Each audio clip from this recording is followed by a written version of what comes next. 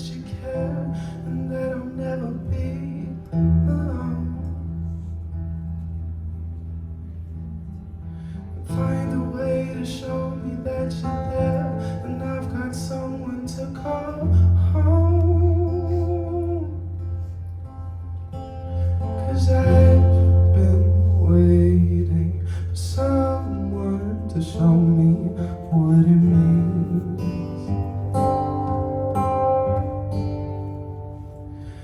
to be loved.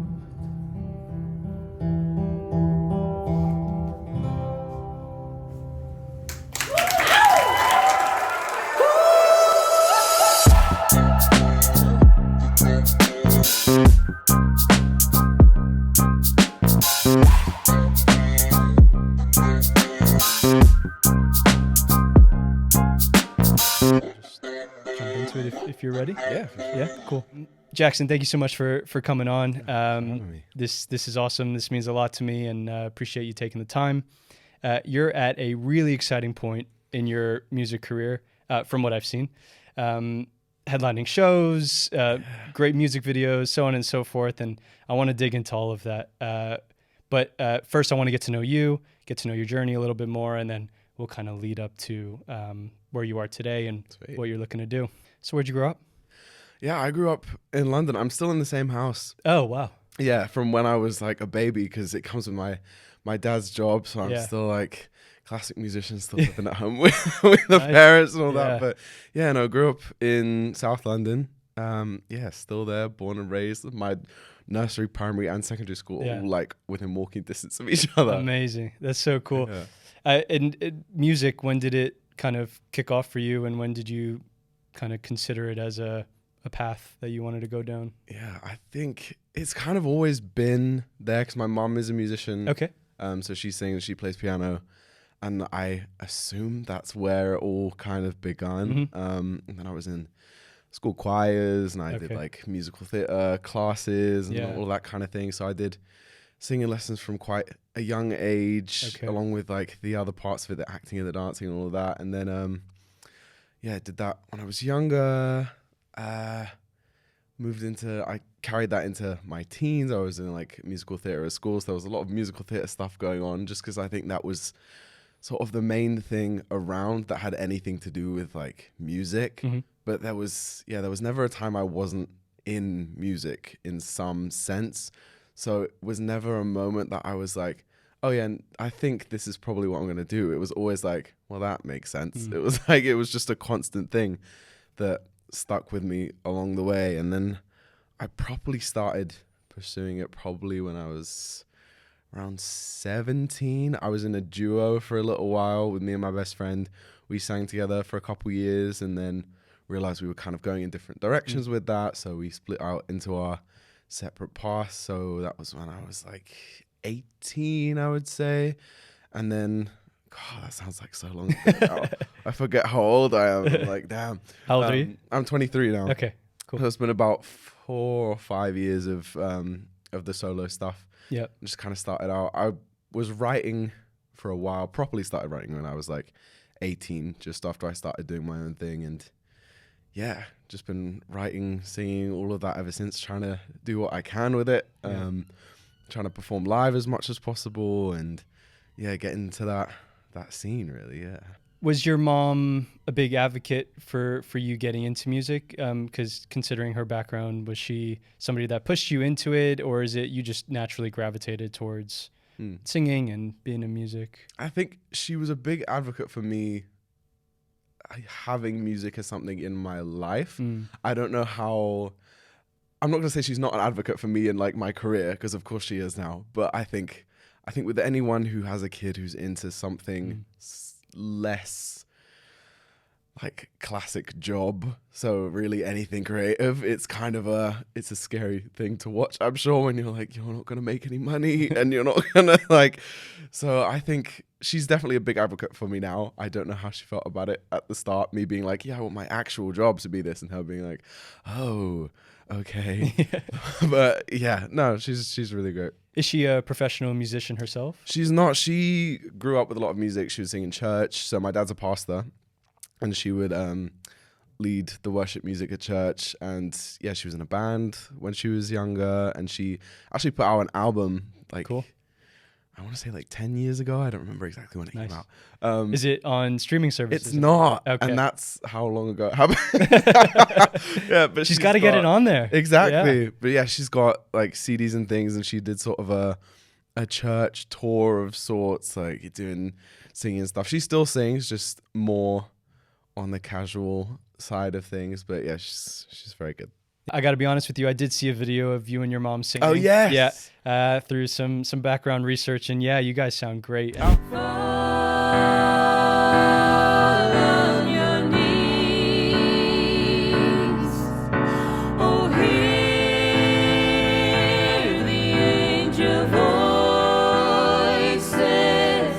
Yeah, it was awesome to see, and that's probably a cool moment for you. Yeah, definitely. We try and, for a couple of years, we did like a Christmas song together each year. And then this year was my first gig that I had around Christmas time. And I was like, it's a Christmas-based gig. I was like, might as well just get her up to do a song. So we got up and did a song together. And the audience loved it, because I knew they would. Of course, yeah. They love a little emotional moment. Yeah. So I was like, here you go, have this one. That's awesome. Was singing always the main kind of instrument for you, or did you kind of dabble with guitar or piano? Or I've dabbled. Okay. I'm not the best. Yeah. I had piano lessons when I was like 8 or 9. Passed my grade 1, failed my grade 2. Immediately was like, I never want to play piano ever again. I did that a lot when I was younger. I kind of just quit everything. But yeah, so I moved away from piano and then came back because my mum plays piano. So she's gonna love this. I'm talking about her so much. But I would watch her play piano, and she would try and teach me more to do with like less scales and pieces and more sort of feeling it and playing around with it a little bit and freestyling a little bit more on the keys. And I would watch her and be like, Mom, I don't know how to, like, she would make it. It would be easy for her, but to me, I was like, I don't know how to do that. Like, she was using more than one finger in the bass, and I was like, how? I don't know how to do this. Yeah. And then There's like a fast technique forward however involved. many years later, and I'm like, I'm doing the same thing that I was like, I can never be able to do that. But yeah, I came back to it with more of a passion than like a need purpose. to get everything perfect. And so now I'm not the best, but I'm like, I can do enough on keys to accompany myself, and then guitar is below that. I tried. I'm not good at lessons or like learning specific songs. I like to just know the instrument, but obviously to know the instrument, you have to do the lessons and do all the technical side of things. So I know like a little bit of guitar, but it's literally just like chords. I totally get that. I have very similar experience with instrument lessons when I was younger. For whatever reason, I don't know if it's the pressure of having somebody teach you and you getting it wrong and that feeling weird. But when I got piano lessons when I was younger, the first one, she would say, hit a C. And, I was trying to scramble my way, and I was just getting so overwhelmed, so much pressure, started crying, never went back. Which is such a shame, right? Because I was 10, let's call it, and had I continued, I would have been able to be a keys player. But I was thinking the same thing the other day about violin. I have a friend who's a violinist. Nice. Like, you're just amazing, and I wish I could do that. But there's like piano and guitar, and then there's like violin. It's like, that's not one that you could easily kind of jump on. That sounds awful until you actually go through like years and years of training. But I wish. When did you have the conversation with yourself to say like, is this full time for you? Are you pursuing it full time? No, not yet, unfortunately, but hopefully soon. Yeah. This year's going to be a good one. Yeah, I feel it too. So when did you have that conversation where you like took it really seriously? I mean, we all have that conversation and think, it's just this one song. It's, whatever is going to get us there. But, it takes a real kind of, I suppose, sacrifice in a way to really go for it. Have you had that conversation with yourself, or are you still having it? I think it's a good question. I don't know if I've ever not taken it as kind of what I'm going to do with my life. It's always been that thing where I'm like, oh yeah, in the future. I've had like little strays that I was like, oh, maybe I'll be a writer. Like I nearly went to university for creative and professional writing. never did that. As in like stories and yeah. okay. So yeah. like writing books and things, like I would always, I was writing my own books and stuff when I was younger, and like even into my teen years I was still writing, and I was like, that could be a thing if music didn't work. And then there was like a day where I wanted to be a doctor, and that was like it. Yeah. But yeah, it's always been music, like consistently from a young age. And I think, I don't know when the sort of switch happened from it being, oh, one day I'll do it, to, oh, I'm doing it right now. Mhm.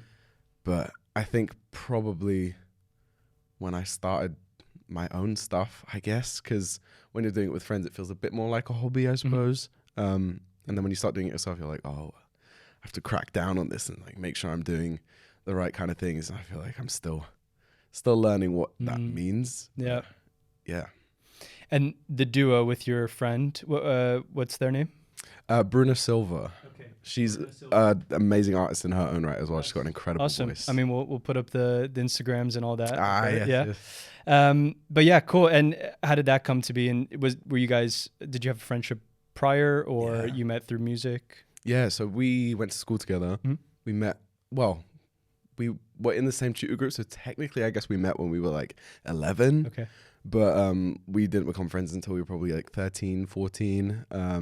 And then I was a lot shyer than her, which I think has changed now. But I was a lot shyer than her at that age. And so she was sort of more openly the singer of, like people knew her as someone who sang. And then I was kind of like, stay in the background a little bit. And so she was doing bits and pieces here and there. And then eventually we started singing together just for fun. And then I don't remember when it was that we said that we were going to do it as like, we are now a duo. Did you call yourself something? We did. Yeah. We were called Parenthesis. Okay. And we, it feels like so long ago now, but we had so much fun doing it. Even now my parents are still like, you guys sounded so good together. When is the band getting back together? together? Honestly. And she does my backing vocals sometimes. Cool. So when my parents hear her singing at the same time as me, they're like, you guys always just sounded so great. Like, why don't you just do something? Like, do a little. I'm like, oh my gosh. We're trying to do separate things, Mom. Maybe you just have to do something to please the parents. Yeah. But yeah, we were a duo for a couple years. We were talking about this the other day because we made a song.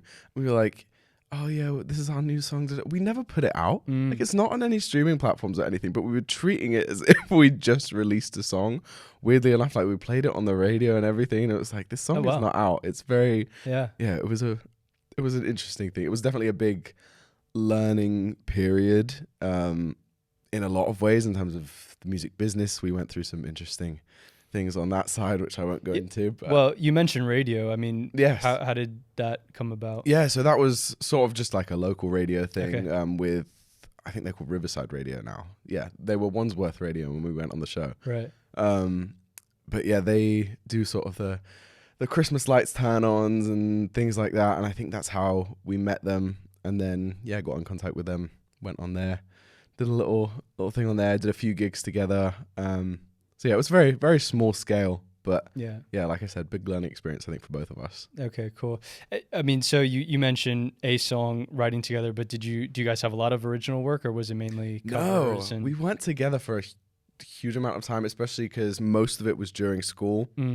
So when we actually properly started taking it seriously, we weren't together that long. I think it was maybe a few months out of school when we were like, okay, maybe this needs to be a separate thing now. But I think we had 2 songs together. One came out, air quotes, but on YouTube and not on streaming services. But yeah, that was a good time while it lasted. Good. I mean, this podcast is not only for me to meet people, but also for people watching to learn, to get inspired from, etc. And you mentioned you learned a lot through that process. Do you mind, I mean, is there anything that you can kind of speak about that you learned about, or that you kind of carry into your career now? Yeah, I would say one of the things I learned, I won't go into too much detail because I don't know how it works when people's names get said, but there was a moment with a Mr. and Mrs. person, Smith.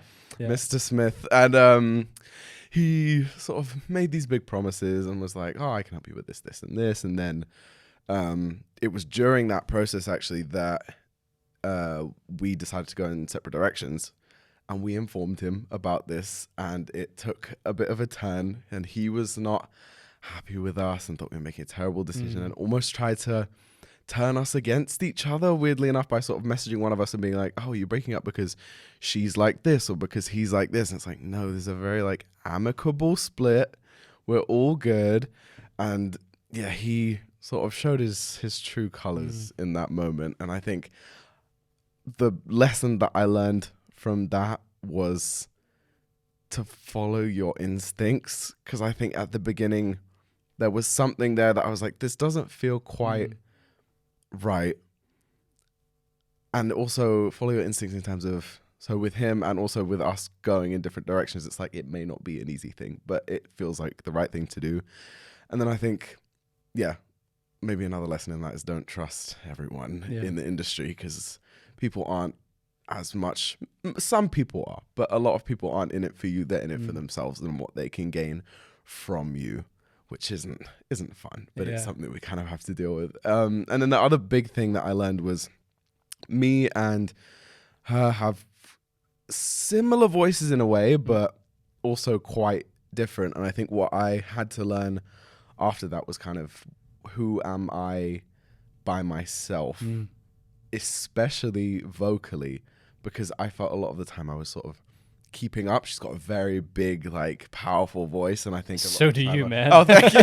Yeah, but I was almost like I have to like keep up, and so I was like really trying to go for it. And it's like, now obviously that's not something I need to do, and I'm kind of following what I feel is natural for me vocally and artistically, instead of, it's the thing of comparison, I guess, which is in the industry, whether you're in a group or not, you're constantly looking at other people and being like, what are they doing that I can do as well? And sometimes that's a good thing if you're looking at, oh, maybe what's their social media strategy, so that I can kind of have a look at that and see what I can do and turn it into my own thing. But if you're looking at people's like talent and thinking, well, how can I be talented the way that they're talented? It's like, no, you need to be talented in the way that you're talented. So I've had to kind of rethink all of that, and I almost had to relearn how to sing in a way that was me and not me connected to this other person.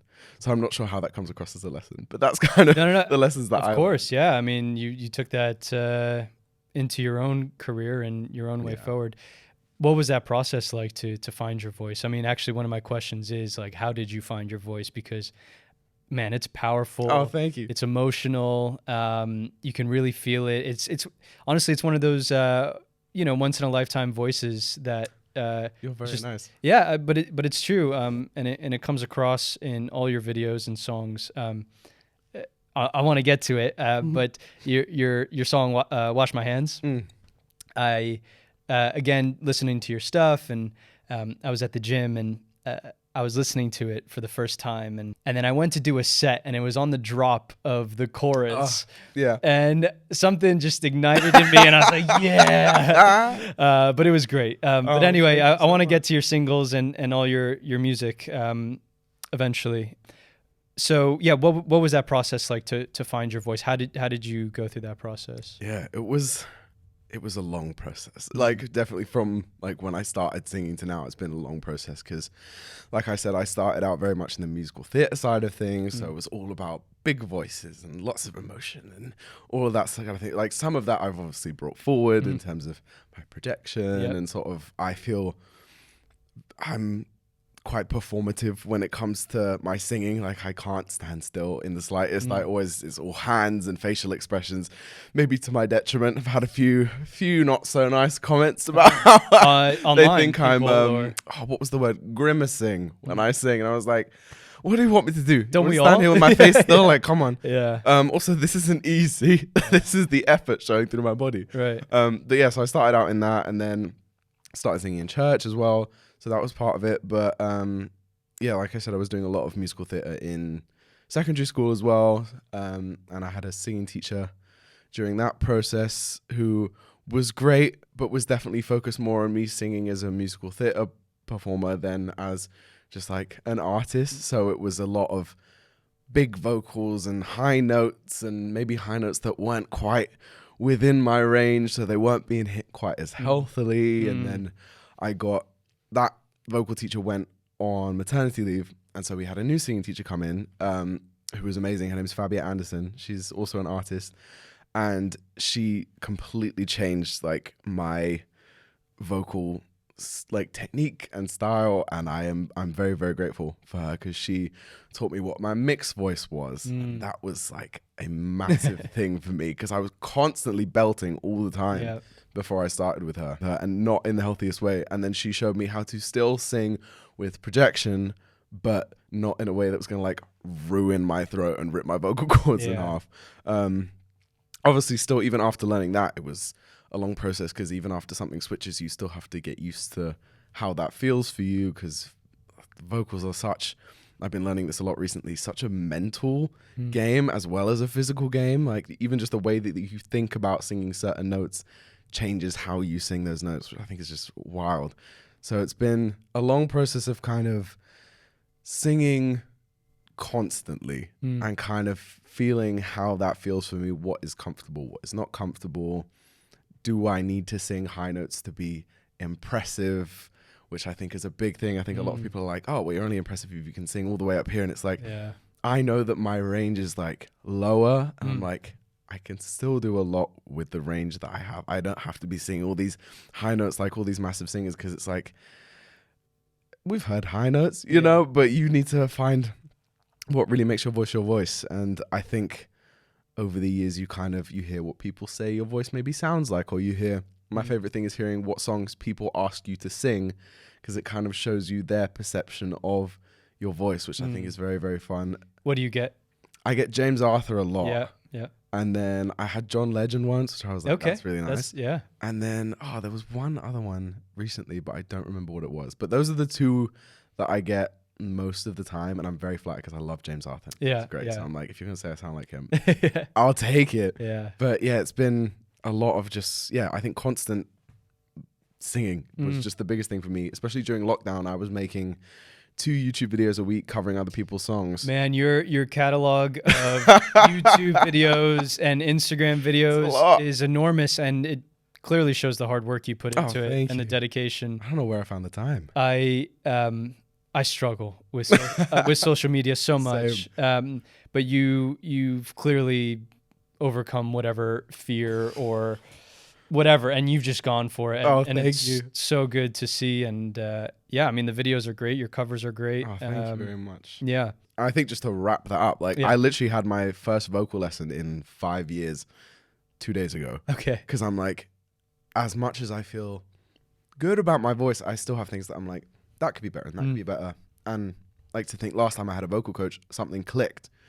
I'm like, let's have another click. Like there could be something that I don't even know, which I've already learned. In the first vocal lesson that I did, he was like, yeah, I think the issue might be your breath control. And I was like, that hadn't even crossed my mind. I was like, oh, maybe it's like my throat is da-da-da, or maybe I'm pushing or da-da-da. And he was like, no, I think it's your breath control. And I'm like, wouldn't have even crossed my mind. So definitely still on a vocal journey and looking forward to kind of seeing how that could develop in the future.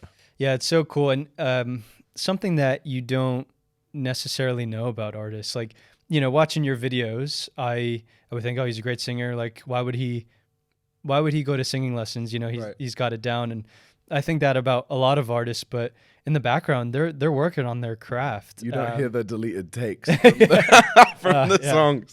I'm sure, but still, I mean, like, that stuff is important. Like to know as like an artist to another artist, like, you know, if I see your stuff and I'm like, this guy's got it, you know, and I'm over here like, man, I don't sound good, but you know, to hear the vulnerability of like, I'm taking singing lessons and trying to improve, and I'm like, okay, that's awesome. Like, anyways, it's good to hear. So that was all after you did the duo. That was, you went through that process. And then you found yourself on an artist journey as a solo artist. And I just want to make sure I get it right, which is Almost Love Songs EP. Yeah. You came out that I listened to it. Amazing. Oh, thank you. Piano ballads galore, which is great. How was that process for you? And I want to dig into the creative process a little bit and understand, you know, your writing process. And is that something that you do fully on your own? the piano is like, who did you work with, or maybe you did that yourself?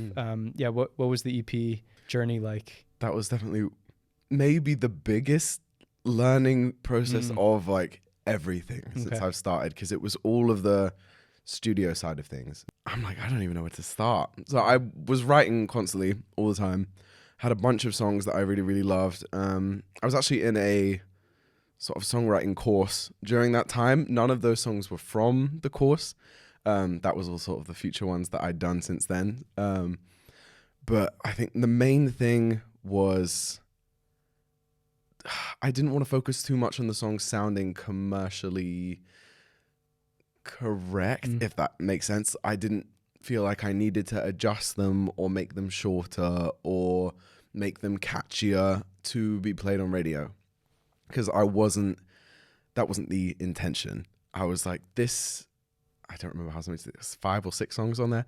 And the intention was not, commercial. It was all, this is sort of a snapshot of my writing right now, my style right now, for me to kind of put something out that's like, this is how I sound currently. It's not how I'm going to sound in the future, but I love these songs and I want people to hear these songs. So that was the first thing, was like, okay, people actually hearing the kind of artist that I am. And then it was the thing of, it was my first time working with other people on my music. So I write all of my stuff myself, and I did all of the production for Almost Love Songs. But working with a mixer for the first time was mad, because I had no idea what to expect. Right. I'm such a perfectionist when it comes to specifically music. Because I think it's because I got so used to hearing myself, because this was post-pandemic. So I'd done so much work on like production and mixing my own stuff and recording my own stuff to put onto YouTube. Are you doing that at home? Sorry Yes. to interrupt. Yeah, on my own like little home studio. What do you setup. use? I use Logic, Logic Pro. I used to have like a little, I was saying this on TikTok the other day about how you don't need the best equipment to start, because I had this little like just under £200 like little bundle from Gear for Music, a little Scarlett Focusrite interface. Yeah, we all know it. Yeah. And the mic and like all that kind of stuff. I still have it. I still use it. Yeah. Literally, I used it for ages, and then I was like, I think this might be causing me some issues.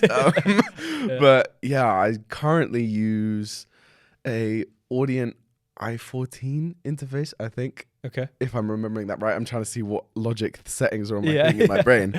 And I use a Rode NT1A mic, and I just like use my laptop, which I definitely wish I had a computer, because that thing breathes every time I try and record on there. It's so annoying. Yeah. But yeah, that's what I use. And I was using a slightly, I think this was before, no, this was after I got the good mic, because I used to have an okay mic. Now it's a decent mic. But yeah, I was recording all that myself, writing it, producing it. And yeah, like I said, I was so used to hearing my own mixes and things when I was putting stuff out on YouTube, that when I was getting the mix back from the mixer, I was like, ugh, like it sounds weird. I was like, my voice sounds weird because someone's done something to it that I didn't ask them to do, but I wasn't there when they did it. Right. So I'm hearing it back, having no idea what to expect. And then I just get very, like I need calming down by someone else after I get a mix, because I get very stressed and I'm like, oh, it sounds so weird. Like I'm never going to be able to get it back to like what it was or sounding good. And then I always have to sleep on a mix, because I'm like, I'm overthinking it too much. I'll wake up tomorrow, have a listen and be like, okay, what are the things that actually need to be fixed? Like, is it that the voice, like the vocal sounds too tinny, or is it that the piano sounds too bassy? And it's like, you just make a little list of things. And that's what I've learned I have to do, is I have to just go through and be like, okay, this is my list. And maybe my list isn't as long as I think it might be. Like if I listen to it for the first time, like everything needs changing. Everything is bad and I need it all changed. But it's like, if I make a little list, then I can send it back and be like, okay. So that was my first time being like, someone else is working on my music and I need to allow that to happen a little bit, because they know better than I do most of the time. Obviously some of it is like, no, my voice sounds better if we do this and this and this, but I totally connect. Yeah, learning to work with other people is a tricky one for me. I think especially with voice, right? Because it's very personal, and as you say, you you're in your room recording your own voice. If you don't like a take, you can remove it. Yeah. If you want a certain effect on, you can put it, you can remove it, so on and so forth. You know the vision for what you want your voice to sound like.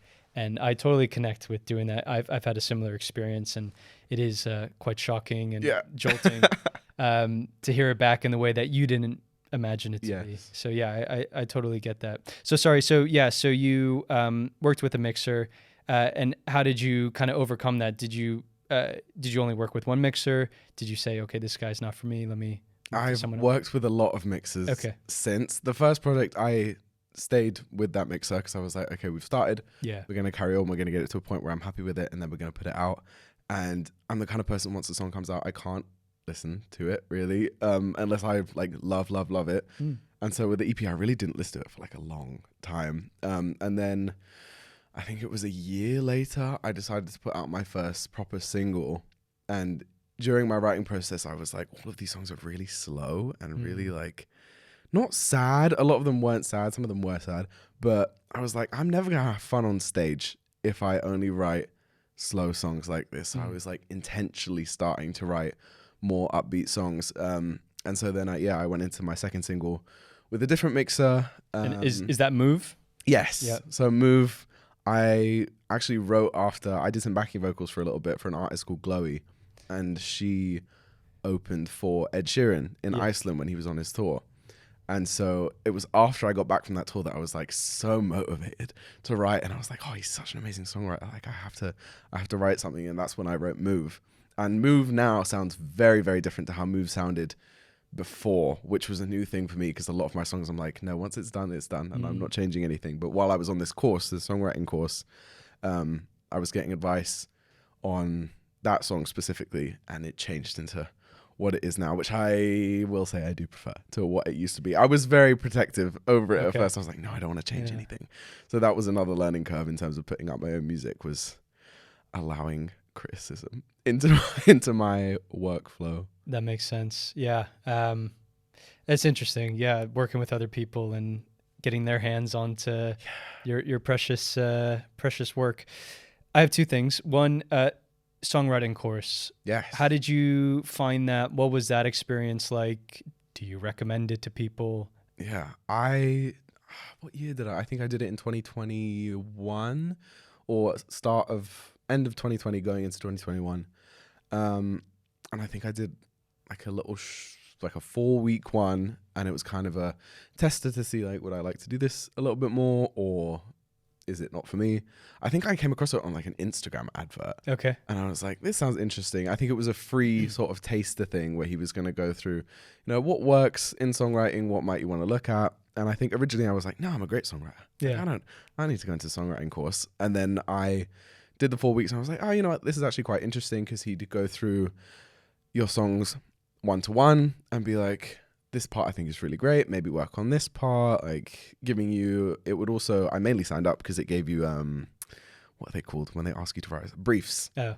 And I really wanted to start writing for other people. So I was like, okay, great. This is an opportunity for me to get briefs and start writing for other artists and for adverts and shows and things. So that's mainly why I hopped on. And then when I started doing the one-to-one sessions, I was like learning all of these things about, okay, what can make your chorus stand out from your verse, and what can be something that sticks in people's heads, and how can you tell a story, and how do you approach songwriting in the first place. And I don't love putting songwriting down to a science, because I think it's so much to do with emotion and feeling, and for me specifically how the words literally sound and feel coming out of my own mouth, which I think is a very unique thing. Because for me, I have songs that I'm like, oh yeah, this feels perfect, like the way that I'm pronouncing it all feels very easy. But then a friend of mine will sing it and be like, this, I can't get my mouth around these words. I'm like, huh, interesting. But yeah, so I did the songwriting course for I think a year, and that's when I wrote Wash My Hands, when I wrote Shoulda Coulda Woulda, when I wrote Move, when I adjusted Move, and they all came out of that. Shoulda Coulda Woulda and Wash My Hands I both wrote not for me initially, which I think is just crazy now, because I'm like, I love Wash My Hands. Shoulda Coulda Woulda I'm in the middle about at the moment, but Interesting. It ebbs and flows. I think Okay. a lot of my band are like, oh, I love this song, and I'm like, I'm so bored of that song now. I don't want to do it anymore.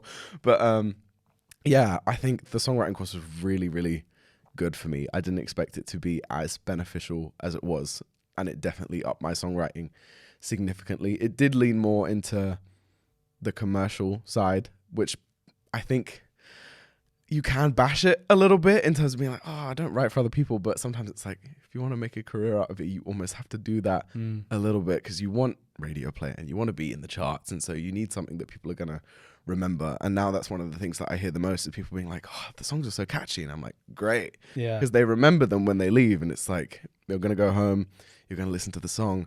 We're going to get some streams in there, make some fans of people because they remember your music. But yeah, I would say I would recommend a songwriting course for sure. Was it, so you brought songs into the course that were then kind of not criticized, but fed back on? Yeah. So we would have I think it was once a week, we would have a Zoom call, and I would bring in, which also helped me to sort of up how much I was songwriting, because I was writing at least a song a week so that I could bring something new to the call, which I think is very important. You have to, I think there was an Ed Sheeran interview that I watched, and he talks about how songwriting is kind of like running a dirty tap. And when you start running the dirty tap, it's just dirty water and dirty water and dirty water, and you're just writing like bad song after bad song.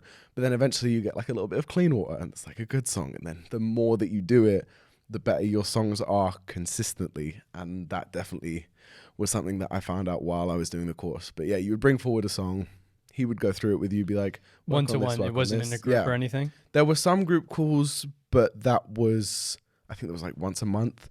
So yeah, you got a once a week Zoom call, because this was like still pandemic-ish time. But I think he was based in like Birmingham or something, so it wouldn't have worked anyway. But yeah, just go through it, and then you'd bring it back, and he'd be like, yeah, this is way better. Like this bit's better, and this bit's better. And it's good to hear another person's opinion who you can trust, because they have done it. Like they've done the writing for other people and been successful with it, and you can hear from them what works and maybe what doesn't work so well. And yeah, it was very, very helpful for me. Are they still doing it? Do you have the name of it? They are. It's called Songwriters International. Okay. Run by, I forgot. It's Danny Boyle, I think is his last name. Okay. Well, we'll really find great. it and put it up. But yeah, cool. No, that's really useful, because songwriting camps and courses is always something I'm on the lookout for. Not that I've done one, because I'm too scared of everything. But, I love the idea of it.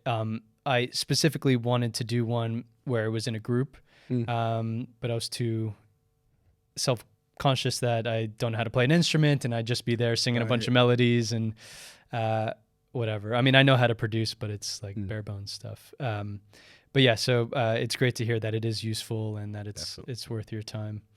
I was going to say, and the second thing, back to the two things that I was going to bring up, I clearly noticed the pop elements come into play with Move from the EP, which was mainly piano. Was Move piano to start with, and then you added those pop elements, or you always wanted it to kind of have some sort of pop production in it? Move was guitar originally. Okay. And it used to be very, very different. The chorus was... I don't think there was a chorus. There was kind of a long pre-chorus, and then the chorus was just like one word, and that was kind of it. And then it carried on. And that was one of the things that we had to work on, was like, where is the actual chorus in the song? But I don't remember, because I produced the track. Okay. And I don't remember how it came about to being what it was. Because now listening back, I'm like, that's a cool little sounding thing there. I don't know. I wonder if I heard like a YouTube track or something. It was inspired by that, but yeah, it was originally written on guitar, and then the production came later somehow. If I could remember, that'd be great. It was like, what's that? That's not even that long ago. 2 years ago now. Wow. How did you learn how to produce? Because that is its own thing, right? We can all learn how to sing and play an instrument, but digging into the technicals of producing and in Logic and whatever DAW is out there. How did you, do you spend a lot of time on that? Not as much anymore. I definitely want to get back into it. But I learned most of my production because I was remaking other people's production. So when I was doing my big 2020 YouTube phase, when I was doing 2 videos a week, I was remaking those tracks to be in my key or to add a little something in there. Yeah. Okay. remaking other people's songs. So I was remaking, sometimes it was just piano tracks, and then sometimes it was ones like, one that comes to mind is You Broke Me First by Tate McRae, which had like a bunch of cool little elements in it that I was like, oh, I wonder how they did that. And then you kind of have to dive into it by yourself and look through all the Logic sounds and effects and things and be like, oh, that kind of sounds like that. And it makes you listen closer as well to songs and the different parts of it, which then helps when you go into making your own stuff, because you're like, oh, well, this song had this thing running underneath, and I wonder if that would work on my song if I had that running underneath there as well. Like, you can take parts of all different songs and then add them into yours, into like one mesh of everything you've learned. But yeah, that was the main way that I did it, was just, that's how I was finding my sounds that I would use on songs. That's how I was finding, what layers sounded good. It's listening with a producer ear. Yes, 100%. I haven't done... Versus as a fan or whatever. Yeah, I haven't done too much of it recently because I don't post much on YouTube anymore. Because I wanted to shift my YouTube more to my original stuff and lyric videos and behind the scenes videos and that kind of thing. I definitely want to get back onto it. In full transparency, more as a monetary means, because I do a lot of stuff on TikTok, but when it comes to pay, I think YouTube is probably one of the better paying platforms. Spotify is definitely not one of those platforms, unfortunately. So sad. It is, because that's kind of where you want to send everyone, but it's like, actually, maybe if you want to go on YouTube, every gig I'm like, go and watch my hand's music video. It's really good. But yeah, what was the question? What was I talking about? I was just asking about producing and just, how much time did you spend on that? And it sounds like it was a lot of trial and error and just definitely listening and trying to reproduce the same sound. I would definitely recommend it as like a way of learning to produce, is reproducing other people's tracks. Yeah, for sure. I totally agree with that. Do you know studio.com, or they were previously monthly.com? No. So Ryan Tedder, who I'm a big fan of, both from a songwriting perspective, and One Republic is great, but he has a production course on there where you kind of, the idea is that you're almost like in the room with them as they produce out a song. And it was honestly life-changing for music production, because like you have one of the greatest songwriters, pop songwriters in the world at your fingertips, like teaching you everything he knows, which is ridiculous. And I thought it was a cheat code, so I did it. And I mean, you don't talk to him; it's pre-recorded videos. But it was so helpful, and I learned so much from it. And that's when I started producing my own stuff. But I mean, if it's something that you want to jump back into, I highly suggest that. I mean, Charlie Puth is on there. Of course. Yeah. So on and so forth. Alexander 23 is just got on the platform. Like, I love these artists who they're their own producers, because I'm like, that's so I know. Do you know John Bellion? Yes, of course.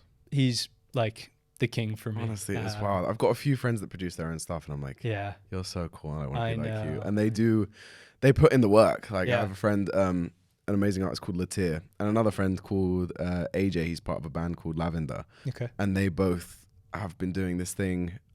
They say it's 30 days. I think they've definitely been going longer than 30 days.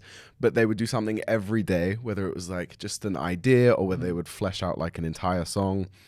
And they'd have little prompts of like, oh, today I'm going to try and do something that's kind of like this artist, or I'm going to do something that feels like this. And they would just be constantly working on the craft. And I think with everything, that's kind of like the best way to go about it, is to just do it. Like you can think about, oh, how am I going to do it?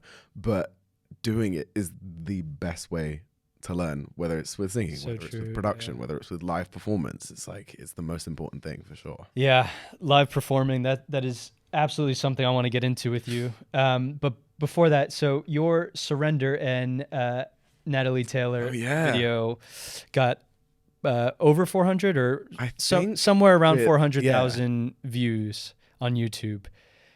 Wild. I want to dig into that a little bit. How did that happen? And what was going through your mind when you saw the numbers fly up?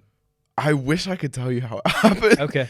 Genuinely no idea. Right. I think it must have just been a case of right place, right time kind of thing, because I must have heard it. It was going around all over the place.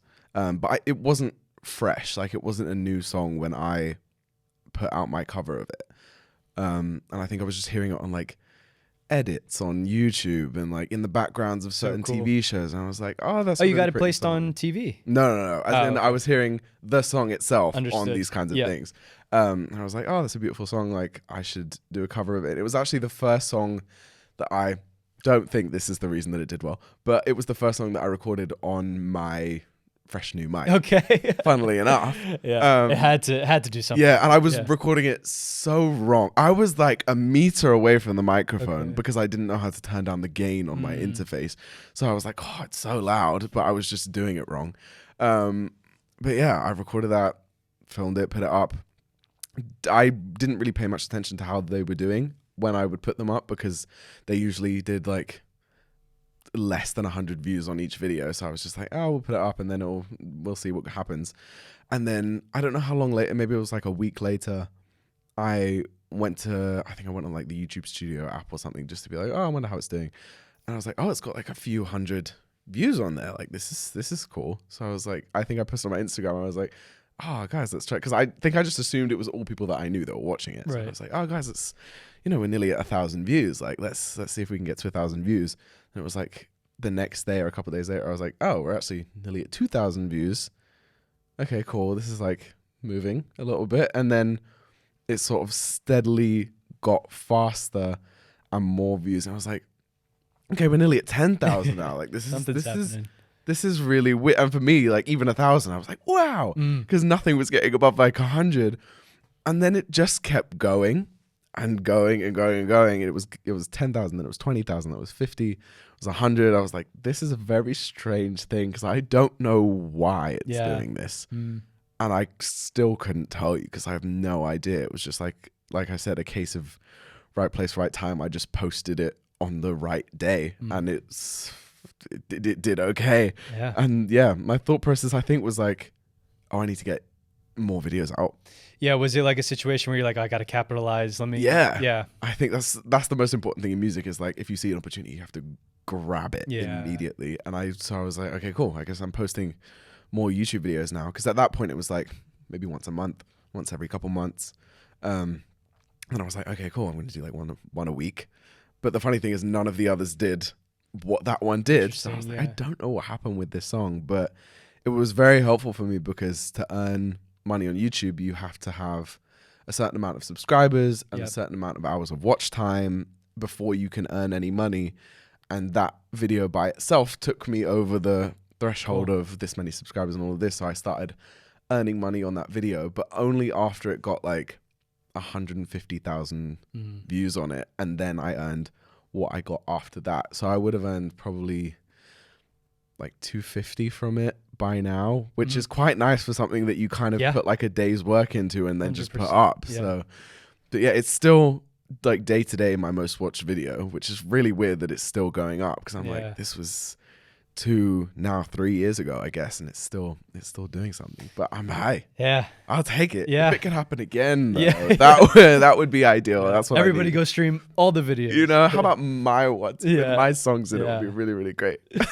That is true. Yeah. So that was the turning point for you to say, okay, I need to post more on YouTube. Yes, so definitely. Okay, interesting.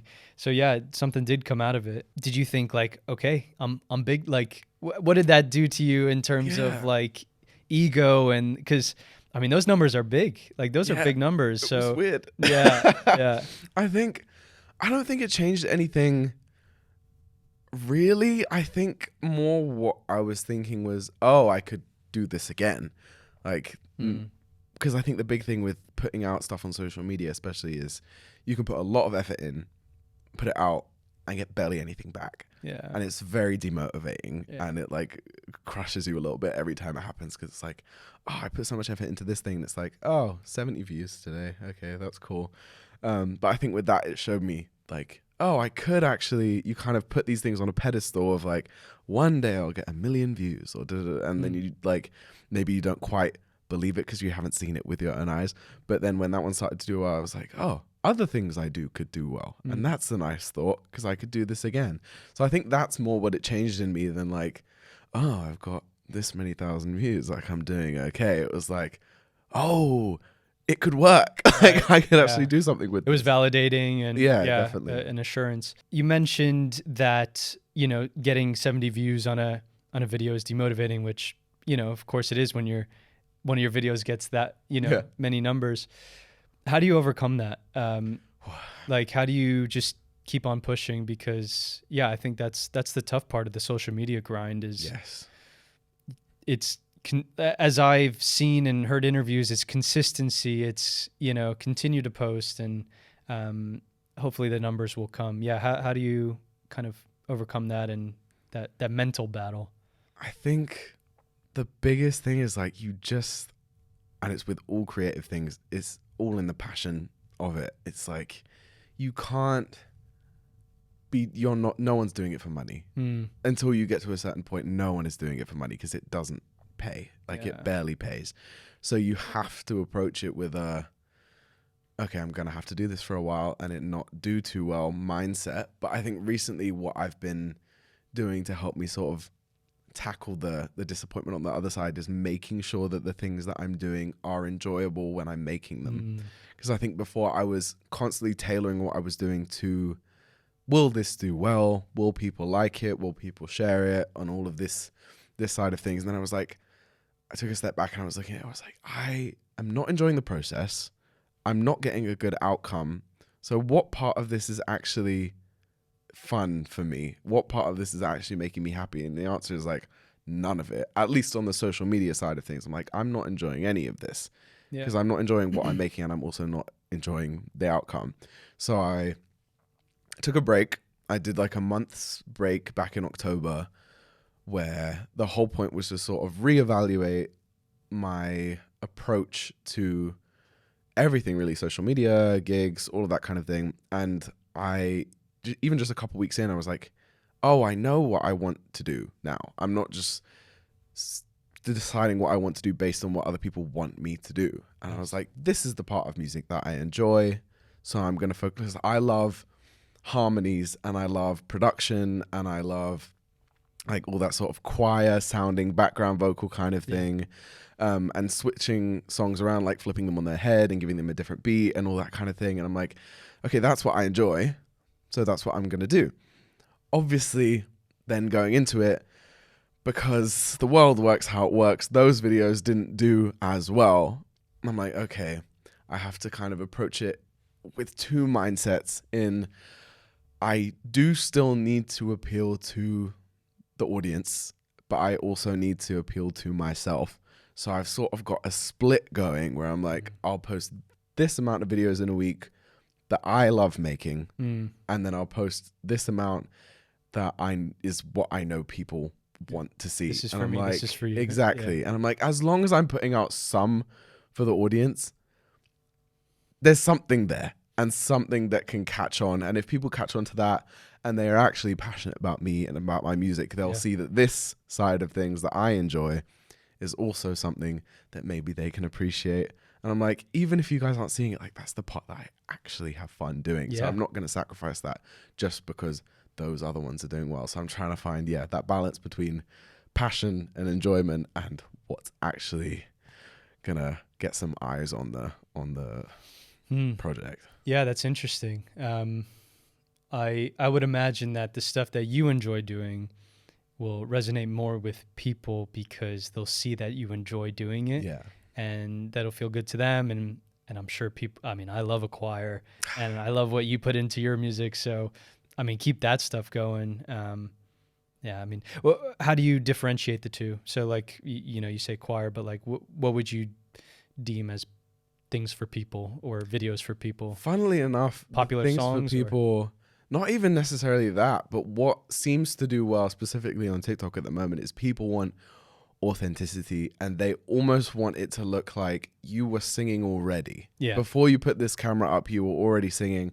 Now the camera happens to be there and it's like they're getting a peek into your life or a peek into just like a moment in your day and they're like, oh, this is actually quite good. So the videos that I do for other people are me in my room with the track singing live. And that's like it. Yeah. Obviously trying to pick songs that will hopefully do something, but I've gotten to that point where I'm like, I've tried to guess like what song's going to do well. and I'm never right. Mm. So I kind of just put out what songs come to me throughout the week that I'm like, okay, this is going to be one of the next videos that I make, even if it's a song that came out 15 years ago. Yeah. Because sometimes it can be one of the ones that does well, is the one that everyone's kind of forgotten about, and it's like, oh, remember this song? And they're like, yeah, I do. Yeah. Yeah. So yeah, all the live stuff is, as much as I do enjoy that kind of, it's harder because the pre-recorded stuff you can do a few times and like make sure you pick out the right parts. Yeah. But if you're doing live, you have to do take after take Yeah. after take after take. Yeah. It's just like, oh, I can't do this. I can't do this anymore. So it's song selection and it's type of content and how Yeah. you put it out. I think everyone has their own type of content that they can go to. Like for me, if it was up to me, which it is, I guess, but if it was like, if any video I put out did well, no matter what it was, the ones I would do would be the remakes of songs. And if I had I haven't done one of these in ages, but like if I had a verse on this song, because I love the writing side of things, and my like vocal stacking, because I love a vocal stack and a choir moment going on, that's what I would post constantly, because I love doing that side of things. But yeah, the live stuff just seems to be what people want. Yeah. I'm like, you know what? Okay, And sure. a trend that'll probably come and go as well. Yes. I just want to check exactly. the time, if there is a time somewhere. Do you have the time? I have the time. It is 4:46. Okay, cool. So we've got a few minutes left, and I'm sure we can run over a bit. Cool. So I want to get into live performance, something I certainly shy away from completely. Do you? I don't anymore. Mm. I love live performance. I think it's one of my favorite things because I love my band. Mm-hmm. I only started working with my band in February of now last year, because it's 2024 now. But yeah, I had my first headline gig in February last year, and I was like, well, it can't just be me and a guitar or me and a piano, because I'm not super great at either of those things. So I'm like, no one's gonna listen to me do that, and it's gonna sound like the same song over and over again, like as much as I might not want it to, because I have one strumming pattern and that's it. So I was like, oh, I need to find musicians, and I know a lot of artists through the live music stuff that I work in with Sofar Sounds. Yep.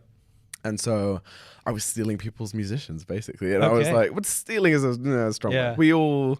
Everyone sort of shares musicians, as I've seen a lot, specifically with my keyboard player, because he plays for everyone. It's crazy.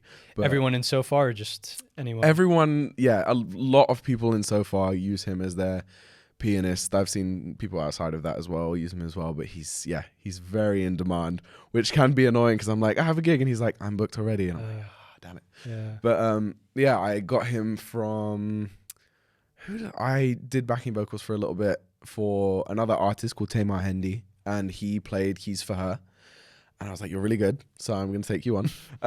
And then I saw another artist called Broken Pen, who has a guitarist called Umar, who is just the maddest guitarist, and also has like the best work ethic and approach to playing for other people that I've like ever seen. He's amazing. I had a rehearsal with him the other day, and I come into the rehearsal, and he's got all these notes written down, and I'm like, I've been there for like 30 minutes. I'm like, I feel like you already know what's going on. It's like, I've come here, but I don't think I need to be here. Like, I think you know what's happening. Sorry, just interrupt to understand. You send your song to the keyboardist and or the guitarist, sorry, and they come to you with notes, or was it in the rehearsal they had notes? So originally, I sent them all the tracks of the songs that I wanted to do. Yeah. They would listen to them, and then I would organize a time for that first headline show. I did some separate rehearsals, so I would go to Umar, my guitarist, and we would go through all the songs, and then I would go to Leo, and we would go through the songs. There were also backing vocalists, but that's a whole other thing. And yeah, we would just go through them. Umar specifically will have notes just for himself to be like, okay, I'll play this pattern during this section, and there's a pause during this section, and that's all kind of for him to remember what's going on. But yeah, I just send them everything so they know kind of what's up, how the song works. And then in the in-person rehearsals is when I can get like picky about, oh, we're going to have a pause here and maybe change the style to like this. We've switched up a couple of the songs so that they sound a little bit different to how they do on the track. And definitely doing that a lot with the next headline as well, which I'm really excited about. But yeah, I've gotten kind of addicted to live performance now, Nice. specifically with the band, because I just love playing with them because they're so talented that I'm like, this is just an enjoyable experience for me now. So I want to do it as often as possible. But at this stage, obviously, the people that are coming along are the people that you know and that support you currently, which is a smaller group of people. So you can't expect everyone to come along every couple of weeks to see a big show because they've just seen it a couple weeks ago. But when I can, I love doing the big shows. Yeah. And Sofar probably helps with that yeah. that itch, because you get a new audience nearly every time. Yeah. Sofar is great. Yes. When I first moved here, I went to a Sofar gig for the first time and was blown away, because you get to hear anybody and everybody, Yeah. from all different backgrounds, genres, and so on. And yeah, it's amazing. And I saw that you were a Sofar artist, and I was like, oh, this is perfect, because I have so many questions. In the crowd, as an audience member, no matter how big or small the gig is, when I see somebody perform, they have this aura around them, and it's like, I don't know what it is, but like it's just like this, oh my gosh, like they're so cool, you know. No matter who it is, like if they're performing, and it always looks like they've got their shit together. What is that like for you on the other side?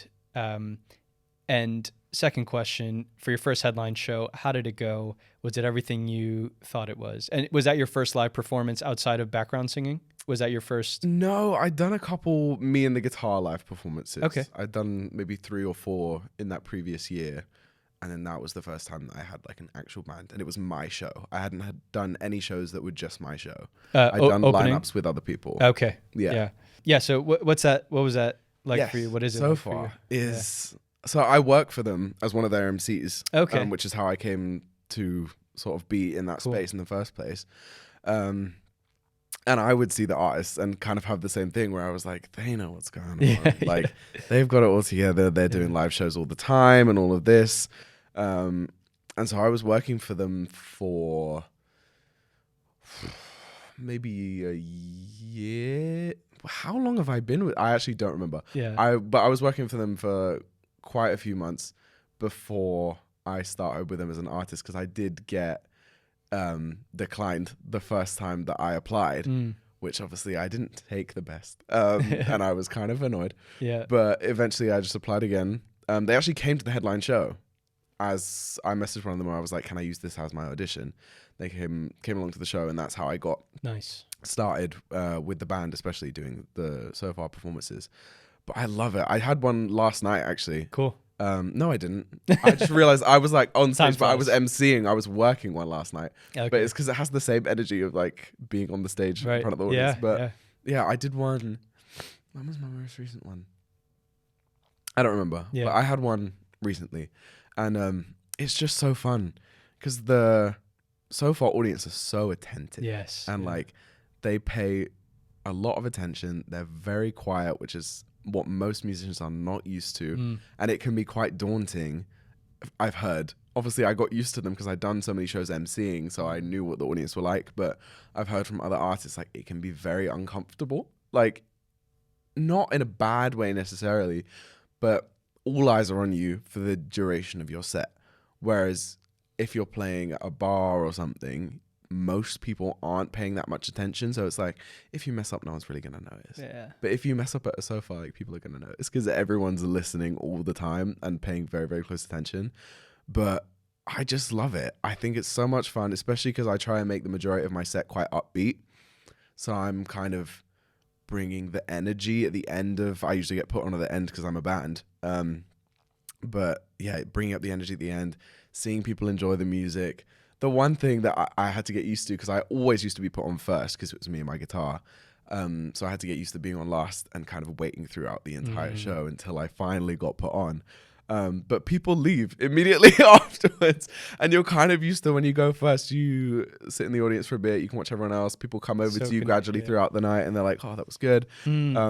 But when you're on last, like the show ends and everyone's gone. Yeah. It's like, oh, like I did want maybe like one compliment would have been nice. But yeah, no, the audiences are great. The energy's so great. The Sofar community is, I think, what is most important, because the people that work for Sofar are 99% artists, producers, like. Do you have to engineers. be to work for them? No. Oh, okay. But that just seems to be who we Makes sense. attract. Yeah, I've wanted to work for them, or at least volunteer or whatever. It's such a great environment to be in. And it was, before I started working for them, my biggest issue was that I didn't know how to network. And I didn't know what rooms to be in. I didn't know where to go. And then I started with them, and I was networking by accident, because I was constantly meeting artists, because I was emceeing. So I was their direct point of contact for the day. And artists are so much more willing to check out your stuff than you think they might be, because they would say, oh, so what do you do? And I would tell them that I was a musician. They were like, oh, I'll check out your Instagram. And then immediately you've made a connection. And I've made so many amazing connections with other musicians through Sofar. Like, I've met all of my band, my backing vocalists. I've got people that I'm collaborating with that I met through that. I've got a feature that I can't say who it is yet, because I haven't announced it, and it also hasn't been recorded, so we don't know if it's actually going to happen. But hopefully, fingers crossed. Nice. Who I met through Sofar as well, who's going to be on the next song, which is going to be my first feature of someone else on one of my songs, which is quite exciting. Oh, I see. They're featured on. Yeah, they're going to feature on mine. But yeah, it's going to be a very. It's going to be. I don't know what I'm talking about. It has been a very, very good experience being in that community, because I think that's a big thing as a musician, is you need to find your community, because you realize how small the music world is. I used to think it was this massive thing and everyone was so far away, and then you meet someone and you're like, oh, you're one person away from like a top 10 artist, and you realize just how small that circle is when it looks so big from the outside. But yeah, great community to be part of. That's awesome. Yeah, I envy that. Well, you got to join. Yep. You got to come along somehow. Please, yeah. Yes, absolutely. No, it's so cool to hear. Obviously, that side. What is that energy like being in front of everybody? What I think about often with artists, again, big or small, whatever size gig, is everybody goes to sleep at night, closes their eyes, and they've had a day. Yeah. Now I imagine like the Ed Sheerans of the world, like. I can't imagine him just like, and I'm sure he's used to it by now, but like going home, closing his eyes and be like, oh, I just played Wembley, you know? Yeah. And just like, and just passing out, like, which I'm sure he's tired, but like still it's like that, oh my gosh, I just did that. Yeah. Do you have that moment, or is it, what does that feel like for you after you do these shows? It's the weirdest moment, because I'm exhausted. Yeah. Like, because you give a lot of yourself on stage. And for some reason, even being on stage for 25 minutes, you're like, oh, I just gave up. Like, even physically, because you've been singing the entire time. I get home and I'm tired, but I want to watch every video that everyone has taken of the night. I want to rethink, like, how did this go and how did this go, especially after the first headline. Because the first headline was just mad. Like, there were so many people in the room. I sold way more tickets than I thought I was going to. And I just got back and I was like, everyone's posting it on their story. I was like, the last thing I want to do right now is sleep. Like, I want to see what people thought. I want to see what people are saying about it. I want to see, did that bit go as well as I thought it did? Did that bit go as badly as I thought it did? It's like, you want to, it's just racing through your mind. And to this day, that is definitely my favorite show that I've done, was my first headline show, because the energy in the room was just wild. Like, you don't realize how many people actually support you until you do something like that, and they all show up and they're all just like cheering and applauding, and they all want the best for you, because it's just it's an amazing energy. So I get home and I'm like tired but also wired at the same time. Headline show, those people are there for you. So I guess that's encouraging. And definitely. How did it go? It was amazing. I had just the best time. The bits that you thought went well, did they go well? And they did. It was, I think it's a hard one to do when you are completely independent, because I was running the show for everything. So I was finding the venue, I was booking the opening acts, I was finding my band for the first time, I was organizing the rehearsals, I was my own graphic designer and making posters for the show. And it's like, you have to do everything yourself, and all of that is a learning curve.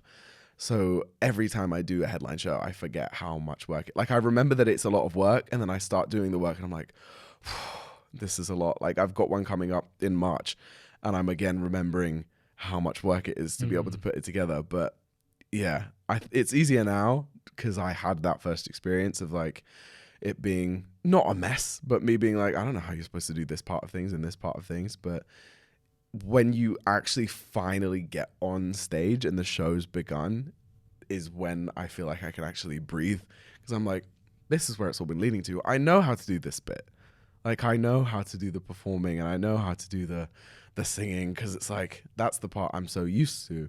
It's everything else that was like, this is a lot of work for me, and I'm struggling to book everything in. And the big issue for me was like, am I going to sell enough tickets? Because the venue that I used, you have to sell a certain amount of tickets to not have to pay for the space. And I was like, I didn't think I was going to get that amount of people. So I was like, okay, I'm going to have to pay for the space at the end of this. Then I ended up almost selling out. So that's the next goal, is I want to sell out one of the headline shows, which is hopefully the next one. But how's it going so far with ticket sales? Ticket sales, we don't need to talk about the ticket sales. They're still low, but the thing is, which I now realize, is people really don't buy tickets until quite late, which is that's true. Yeah, scary, because you're like a week before and you're like, I still have 50 tickets available and no one's bought them, and then it's March, like the right? day before. Yes, March 13th. Cool. We're at the Bedford in Balham, not for any specific reason. I had a headline last year that I did for the release of Wash My Hands, but this time it's just like, I love a headline show. And also I should have a song coming out in the next few months, which hopefully I'll be able to promote at that. But yeah, I'm really looking forward to it. I'm trying to put it in sort of a stadium feel, so like big like electric guitar moments and drum fills and vocal moments, and yeah, that's the aim. Me and my guitarist have the same mindset about it at the moment, because I was showing the rest of the band some of the ideas and they were like, this sounds like it should be in a stadium. I'm like, I know, that's the point, that's what we're going for. And so when I ask my guitarist to like link two songs together, he'll send me something that's like, and it's like, whoa, like it sounds sick, and I could just see it being in a stadium. But I'm like, that's awesome. What, that's where we want to be, so we're gonna do it now so that we can get there. Man, that sounds amazing and super exciting. What's next for you? I actually, quickly before we dig into that, so two questions, and I keep saying two questions, and we probably never get to the second one. What's the meaning of the beanie? The meaning of the beanie. See, I wish I could tell you the meaning of the beanie. I started wearing it because I thought it was cool. Yep. And then, which it is. Thank you very much. I think I wore it in like a TikTok video or something. And my friend was like, this is a nice beanie. And I was like, cool. But then it started to be a thing that I was sort of labeled by. Right. So like I did a gig in a lineup, and at the end it was like, and the guy with the white hat. And I was like, that's me. I'm the guy with the white hat. Yeah. So it was like, okay, it's something people catch on to. And also it's a way that I don't have to think about my hair when I'm in a video or getting a photo taken, or when I'm on stage, because it's like, okay, we just cover it up. But yeah, it started to become something that was recognizable, which I think is super, super important as an artist, is you want some sort of branding, something that people are like, even if they don't remember your name, they remember, the guy that sings the songs about or the guy that wears like 3/4 length jeans, and so mine was the guy that wears the hat, specifically the white hat. Sometimes it's black, but the white one stands out more, so it tends to come out more often. Yeah, I never thought of it, to be honest, and when you mentioned it to me, I was like, that makes a lot of sense, because I did wonder it when I was looking at your videos.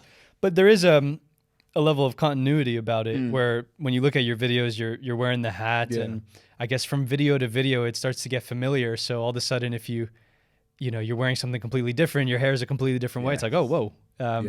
So it just feels familiar and good in the videos. So my business cards and everything. Oh, nice. Wash My Hands, honestly, a great song. I listened to it, like I said, at the gym, came home, couldn't stop singing it to myself. I was belting it out in my house. How has the reception been? Yeah, it's definitely my favorite song that I have out. Okay. It feels the most me of all the songs, because I I love the big sound. I love the kind of soulful element to it. Obviously, I love the choir moments. So yeah, it definitely felt the most me. It was also the first time that I used this specific mixing engineer called Angus Parkin, who is amazing, and he's working on my next song as well. Nice.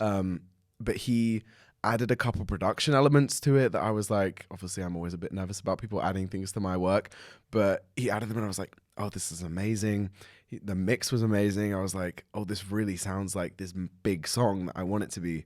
So now it's like out, and I'm like, every time I ask people to listen to my music, or they want to listen to my music, I'm like, this is the one that you should listen to, because it feels like the one that sounds the most me going forward. And I think most of the time people are like, oh, I love that song. And then every so often someone's like, oh, my favorite one is, and they mention one from the EP, and I'm like, huh. I'm like, that's great, but also what about Watch My because that's a good song as well. Yeah. But yeah, I love that song It's big. so much. Yeah, it's a big It's song. got that grand sound, yeah. which I really like. I love it too. Who inspires you? We have to wrap up in a sec, but I wanna know who are you inspired by? Actually, in fact, was there a moment earlier in your kind of journey that someone who really inspired you, and is it that same person today, or do you? Yeah, who are your inspirations? Early on, I listened to a lot of Michael Bublé. Okay. So I think that was Interesting. one Wow. of the I I feel like you could and couldn't. I don't think you would guess it originally, but I think if you think about it and then listen to me sing, it's kind of in there a little bit. Bit jazzy. But yeah. Yeah. But he was my early one. I was telling my friend the other day that when I had an MP3 player, I had like one song and it was his version of Come Fly With Me. And that was it. Yeah. And then, I moved on to, I was a big Shawn Mendes fan when I was in my early teens. Obviously a big James Arthur fan. And then when I was like 16 or 17 was when I actually started listening to like R&B and soul music, because that was never something that I listened to before. Just sort of circumstance.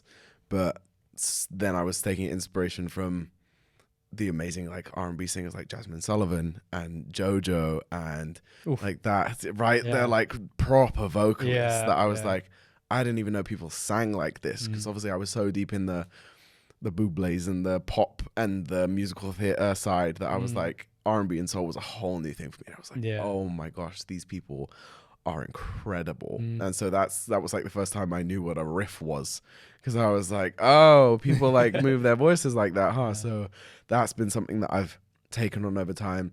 And then all the vocal stacking came because I watched one video of Ariana Grande in the studio doing vocal stacking. Yeah, dude, and I was like, insane. I need to do that. And that sparked that side of things where I just love doing vocal stacking now.